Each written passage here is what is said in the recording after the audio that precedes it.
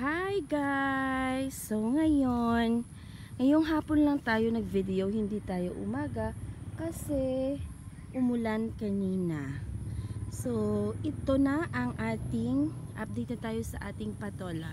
Ito na yung ating patola. So ayan na siya, ang ating patola. So ang ating patola ay yan. Dito na siya, gumagapang na ang ating patola sa kanyang gagapangan.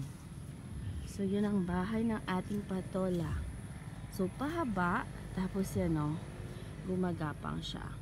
So that's why nilalagyan natin siya ng gagapangan in the purpose na yung kanyang screen, yan o, parang kumakapit siya. So pagkakapit siya pag hindi natin siya lalagyan ng gagapangan, pagkakapit siya sa soil or sa lupa, mahirap siyang kunin. So ang kanyang bunga ay syempre mag-aano siya sa lupa. Pero kung dito siya, pag may lagayan siyang bahay, ayan siya, may gagapangan siya, tapos ayan na, pag i-bless tayo, yan, magbubunga yan. So yung kanyang bunga, if possible, lalayag lang, parang maghahang lang yung kanyang bunga. So ito na ang update ng ating patola.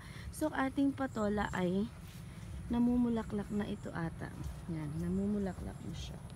So ayan na. So madali ding alagaan ang patola. Hindi din siya kailangan ng maraming kaanek-anek like maraming fertilizer or ano. Basta pag goods lang yung pag-aalaga natin dyan.